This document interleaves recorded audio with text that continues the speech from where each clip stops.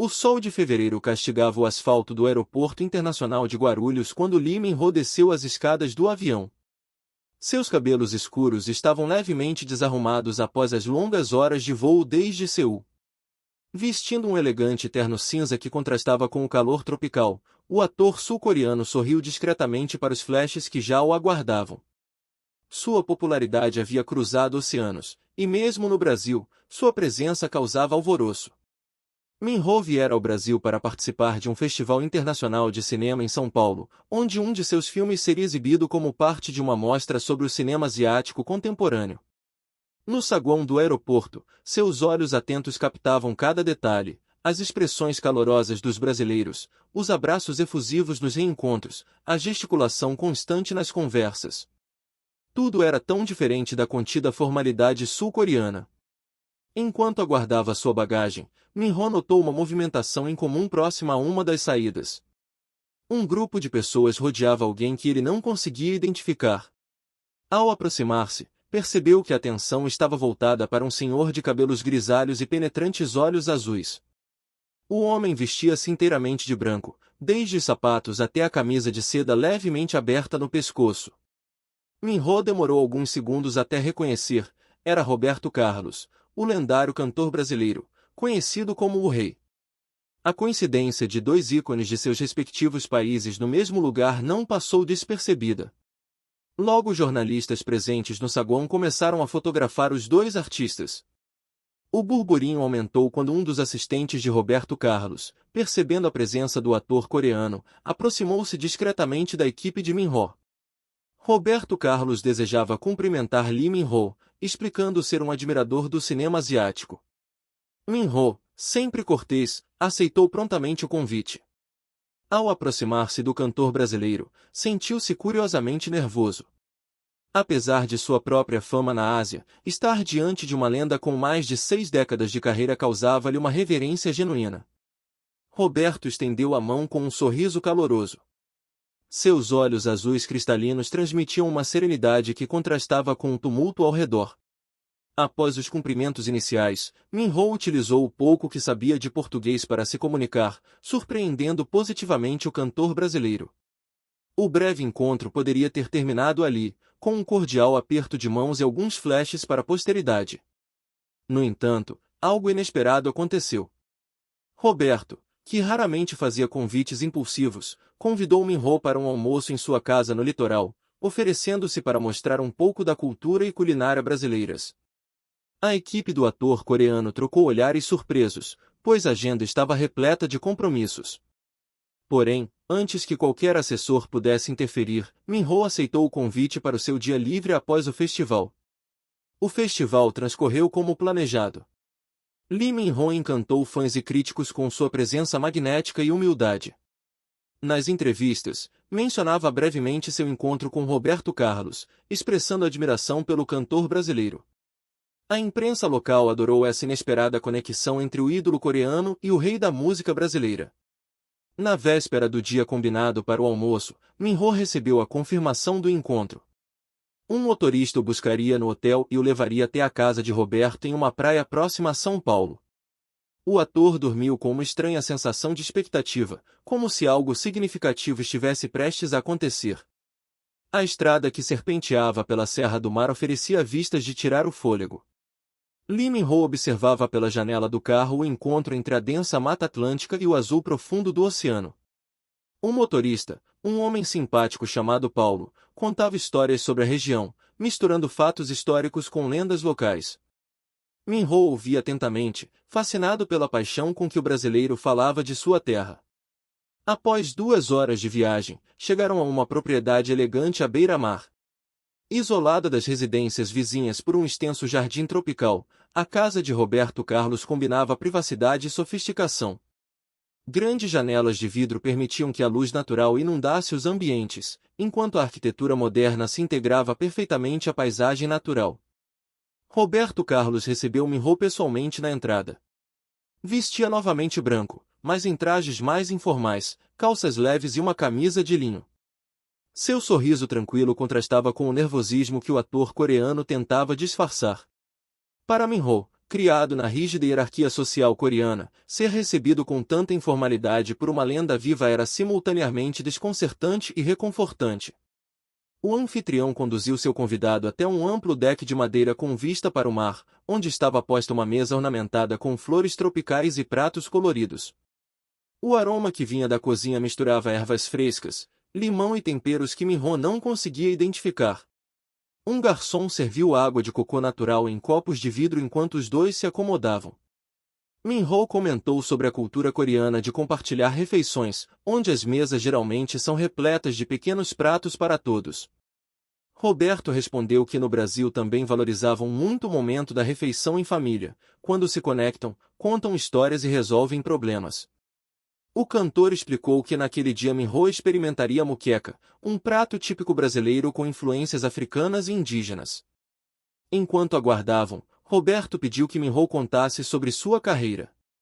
O ator, superando a timidez inicial, falou sobre seus primeiros trabalhos, a dificuldade após o acidente de carro que quase encerrou sua carreira antes de começar, e como o drama Boys Over Flowers mudará sua vida completamente.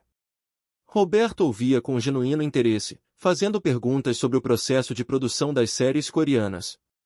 Logo o almoço foi servido. Primeiro, uma entrada de coxinhas de camarão, pequenos salgados em forma de gota que Roberto explicou serem uma paixão nacional.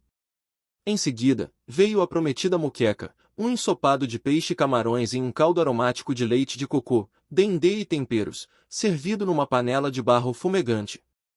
Acompanhando, arroz branco, farofa crocante e pirão, uma espécie de creme feito com o caldo do peixe e farinha de mandioca. Min-ho provou cada item com curiosidade. Os sabores eram intensos, diferentes de tudo que já havia experimentado. Comentou que a comida coreana utilizava muito fermentado, sabores mais ácidos e picantes, enquanto a brasileira tinha sabores mais solares. Roberto pareceu satisfeito com a analogia, concordando que a comida brasileira refletia a personalidade do povo.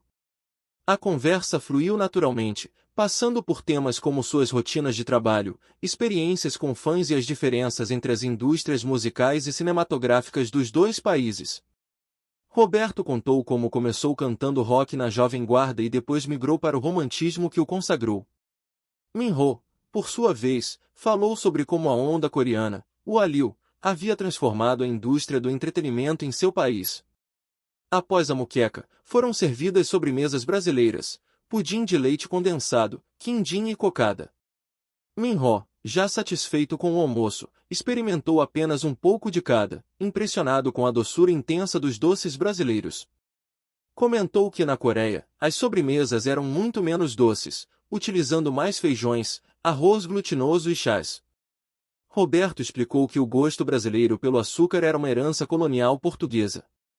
Ao finalizar a refeição, o cantor mencionou que havia algo de sua coleção particular que gostaria de mostrar a Min-ho. O ator coreano percebeu uma mudança sutil no tom de Roberto. Havia algo misterioso naquele convite, uma expectativa velada que não conseguia decifrar. O sol começava a perder força quando Roberto finalmente se levantou, convidando Min-ho a segui-lo para dentro da casa. Roberto Carlos conduziu Lee Min-ho por um corredor elegantemente decorado com fotografias em preto e branco da sua longa carreira. Chegaram a uma porta de madeira escura, discretamente posicionada ao final do corredor. Roberto digitou uma senha em um painel eletrônico disfarçado na parede, explicando que aquele era seu refúgio particular, ao qual pouquíssimas pessoas tinham acesso. Ao entrarem, Min-ho encontrou uma sala espaçosa com estantes ocupando 3 das 4 paredes, do chão ao teto. Milhares de discos de vinil, CDs, partituras antigas e memorabilia musical preenchiam o espaço. No centro, poltronas de couro confortáveis cercavam uma mesa baixa de madeira maciça. Roberto explicou ser sua coleção particular, com registros musicais de praticamente todos os lugares do mundo, um vício que cultivava há décadas. Min-ho observava fascinado. Em uma das paredes, notou uma seção exclusivamente dedicada à música asiática, incluindo caracteres japoneses, chineses e, para sua surpresa, coreanos. Surpreso ao ver música coreana na coleção, Min-ho questionou Roberto. O cantor explicou que possuía música tradicional coreana adquirida nos anos 70, durante uma turnê pela Ásia, mas que recentemente sua neta de 16 anos o havia apresentado ao K-pop. A jovem era grande fã da cultura coreana e possuía todos os dramas de Minho em DVD, tendo sido quem contou a Roberto sobre a vinda do ator ao Brasil. Minho compreendeu finalmente que o interesse de Roberto em conhecê-lo não era apenas curiosidade cultural, mas um gesto de carinho por sua neta. O cantor mencionou que a neta não sabia do encontro e pediu se Minho poderia gravar uma mensagem para ela como surpresa. O ator concordou prontamente. Porém, em vez de buscar um telefone para a gravação, Roberto dirigiu-se a uma estante diferente, onde guardava documentos e fotografias antigas. Depois de alguns momentos procurando, retirou cuidadosamente um envelope amarelado. Com um tom mais grave, o cantor explicou que havia algo que queria mostrar, algo que o fez acreditar que o encontro deles não fora mera coincidência. Minho sentiu um arrepio inexplicável enquanto o ambiente tranquilo da sala repentinamente ganhava uma atmosfera quase solene. Roberto entregou-lhe o envelope com cuidado, pedindo que o abrisse. Dentro, Minho encontrou uma fotografia em preto e branco, desgastada pelo tempo. A imagem mostrava um jovem Roberto Carlos em um palco improvisado, cercado por músicos locais, em algum país asiático. Uma faixa escrita em coreano identificava o local, Seul, 1975. Roberto explicou que fizera uma pequena turnê pela Ásia naquele ano, apresentando-se em casas noturnas. A Coreia do Sul estava sob regime militar, com a cultura extremamente controlada, mas havia um pequeno circuito de música internacional. Minho examinava a fotografia com atenção. Além de Roberto e os músicos, havia algumas pessoas na plateia próxima ao palco. Uma delas chamou sua atenção, um homem de meia idade com uma criança nos ombros, ambos sorrindo para o cantor brasileiro. Ao notar a familiaridade que Minho sentiu com o homem na foto, Roberto pediu que continuasse examinando. Minho encontrou uma inscrição no verso da fotografia, uma dedicatória em português, para Kim e seu filho, que trouxeram alegria ao nosso encontro em Seul. Que a música sempre una nossas culturas. Roberto Carlos, 1975. Confuso, Minho comentou que Kim era um sobrenome muito comum na Coreia. Roberto insistiu que olhasse mais de perto para a criança na foto. Era um menino de aproximadamente 5 anos, com um sorriso luminoso e olhos expressivos, usando uma pequena camisa com um desenho de calhambeque, o mesmo que aparecia na capa de um dos primeiros álbuns de Roberto Carlos. Minho sentiu uma estranha familiaridade com a criança na imagem, algo que reverberava em suas memórias mais profundas. Questionando quem seriam aquelas pessoas, Roberto revelou que o homem se apresentará como Kim Dong-sel, um professor de música que havia estudado no Brasil nos anos 60 e servirá como intérprete durante a passagem de Roberto por Seul. O menino era seu filho, que Kim havia nomeado em homenagem a um cantor brasileiro de quem era fã. Minho sentiu as pernas fraquejarem.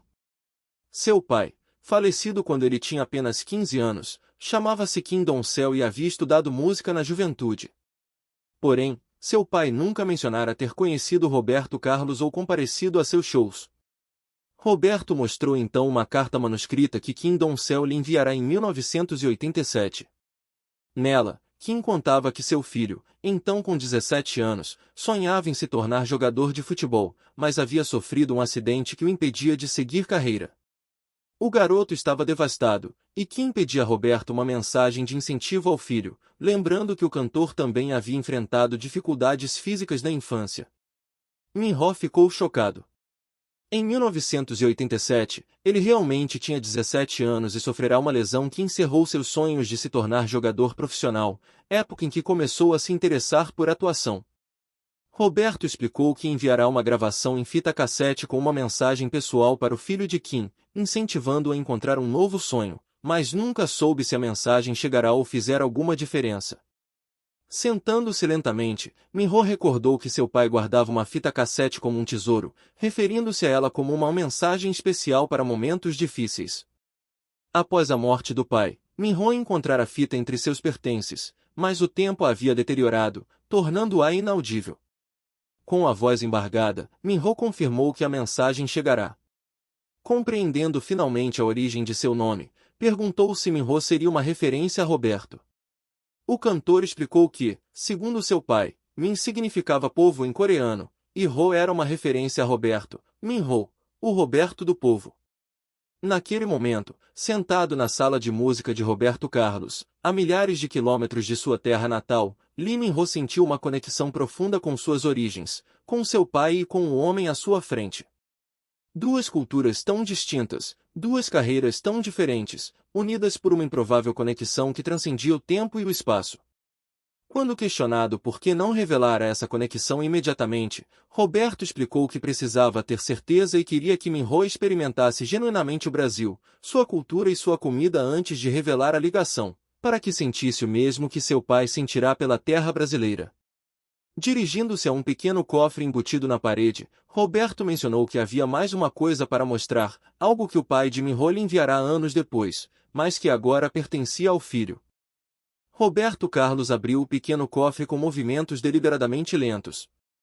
Lee Min-ho observava em silêncio, ainda processando a revelação sobre seu pai e a origem de seu nome. Uma parte dele queria acreditar incondicionalmente naquela história extraordinária, outra, mais racional, buscava provas concretas dessa improvável conexão. Do interior do cofre, Roberto retirou uma caixa de madeira entalhada com motivos tradicionais coreanos. Pequena e delicada, a caixa exibia o símbolo yin-yang da bandeira da Coreia do Sul. Roberto explicou que o pai de Min-ho lhe enviará aquilo em 1993, com uma carta dizendo que, se um dia encontrasse seu filho, deveria entregar-lhe o objeto pessoalmente. Min-ho recebeu a caixa com mãos levemente trêmulas. O toque da madeira envernizada despertou uma sensação familiar, como se já tivesse segurado aquele objeto antes. Roberto explicou que, apesar de ter conhecido o pai de Min-ho apenas por alguns dias em Seul, tiveram uma conexão especial, trocando conhecimentos sobre suas respectivas culturas musicais. Ao abrir a caixa, Min-ho encontrou um pequeno broche dourado em forma de violão, com uma inscrição em coreano gravada na parte de trás. Seus olhos se arregalaram ao reconhecer o objeto que seu pai usava em ocasiões especiais, descrito como seu amuleto da sorte, presente de um grande amigo. Após o falecimento do pai, Min-ho não conseguirá encontrar o broche entre seus pertences. Roberto explicou que Kim lhe enviará o broche como uma garantia de que se encontrariam novamente, pois precisaria recuperar seu amuleto da sorte. Infelizmente, esse reencontro nunca aconteceu. Anos depois, quando Roberto tentou contatar Kim durante outra turnê pela Ásia, descobriu que havia falecido. Decidiu então guardar o broche, esperando que algum dia o destino permitisse conhecer seu filho. Min-ho segurava o broche com reverência, lendo a inscrição em coreano: "A música une o que o oceano separa." Uma lágrima discreta escorreu por seu rosto, rapidamente enxugada. Comentou sobre a incrível coincidência de se encontrarem por acaso em um aeroporto brasileiro, décadas depois. Roberto serviu 2 taças de cachaça envelhecida em barris de carvalho, explicando ser uma bebida tradicional brasileira. Propôs um brinde à memória do pai de Min-ho e aos misteriosos caminhos do destino. Min-ho sentiu o calor e o sabor complexo da bebida, com notas de madeira, caramelo e frutas. O ator comentou que agora entendia por que seu pai sempre demonstrara interesse especial pela música brasileira, mantendo discos de vinil que Min-ho considerava apenas uma excentricidade, incluindo um de Roberto Carlos que jamais associara a uma pessoa real. Enquanto examinava novamente a fotografia de 1975, Min-ho começava a reconhecer traços familiares num homem identificado como seu pai. Intrigado, perguntou mais detalhes sobre o estudo de seu pai no Brasil durante os anos 60. Roberto confirmou que Kim Doncel viera como parte de um programa de intercâmbio cultural, estudando música no Rio de Janeiro por 2 anos. Era fascinado pela bossa nova e, segundo ele, o Brasil representava um tipo de liberdade que não existia na Coreia daquela época, que vivia um momento de tensão política. Min-ho refletia sobre essas novas informações, tentando conciliá-las com o que sabia sobre seu pai, que sempre fora reservado sobre seu passado. Roberto sugeriu que talvez Kim quisesse proteger o filho, já que nos anos 70 e 80 a Coreia do Sul vivia sob um governo autoritário, e contatos com certas culturas estrangeiras nem sempre eram bem vistos. Nesse momento, a porta da sala se abriu, e uma mulher de aproximadamente 50 anos entrou com uma bandeja de café. Roberto a apresentou como Carmen, sua governanta há mais de 30 anos, praticamente da família. Ao levar os olhos para Minho, Carmen estacou, visivelmente perturbada. Questionada por Roberto, ela explicou sua reação. Minho era idêntico a Kim. Surpreso, Minho perguntou se ela conhecera seu pai, ao que Carmen revelou ser irmã de Kim. Um silêncio atônito preencheu a sala. Até Roberto parecia genuinamente chocado com a revelação. Carmen explicou que seu nome verdadeiro era Kim Sanja, nascido em Seul. Viera para o Brasil nos anos 60 com o irmão mais velho, Dong Seo. Ele retornará à Coreia, ela permanecerá no Brasil. Mantiveram contato por cartas durante anos, mas perderam comunicação após o casamento dele, tendo ela sabido de sua morte apenas anos depois.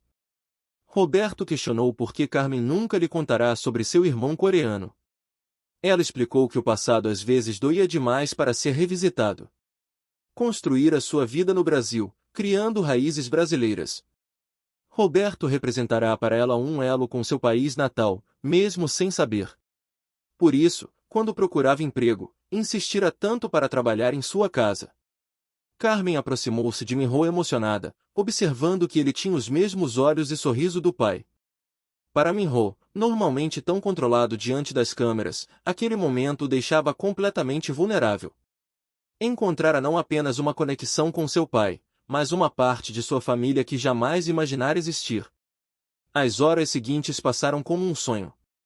Carmen narrou histórias da infância dela e de Dong Seo em Seul, as dificuldades da vida no pós-guerra, os sonhos do irmão com a música, a decisão de buscar novas oportunidades no Brasil. Roberto ocasionalmente acrescentava detalhes sobre Kim, compondo junto com Carmen um retrato mais completo do homem que Minho perderá tão cedo.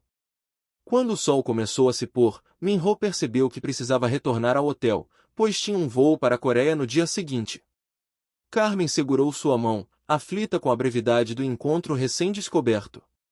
Roberto a tranquilizou, afirmando que aquele seria apenas o primeiro de muitos encontros. Minho concordou, prometendo manter contato e retornar em breve. Convidou-os a visitarem a Coreia quando quisessem. Antes de partir, gravou uma mensagem para a neta de Roberto, abraçou longamente Carmen e despediu-se de Roberto com um abraço paternal. No caminho de volta a São Paulo, Minho observava o broche em suas mãos, sentindo como se tivesse recuperado não apenas um objeto, mas uma parte de si mesmo. Decidiu que, ao retornar à Coreia, exploraria mais a fundo aquela conexão inesperada com o Brasil, aprenderia português, estudaria música brasileira, talvez até produzisse um filme sobre essa história extraordinária de conexão entre culturas tão distantes.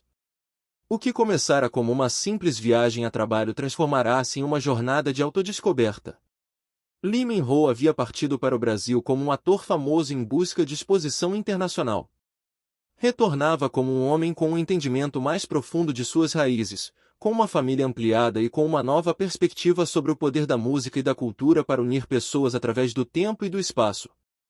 Olhando pela janela do carro, sob o céu estrelado do litoral brasileiro, Min-ho sentiu uma profunda gratidão pelo encontro casual com Roberto Carlos no aeroporto. Um encontro que, na verdade, parecia ter sido cuidadosamente orquestrado pelo destino, completando um círculo que começara décadas antes, quando um jovem músico coreano apaixonou-se pela música de um país tropical do outro lado do mundo. Gostou dessa história? Não se esqueça de deixar seu comentário abaixo, curtir o vídeo e se inscrever no canal para mais conteúdos como este. O que você acha que teria acontecido se Lee Min-ho nunca tivesse descoberto sua conexão com o Brasil? Compartilhe sua opinião nos comentários.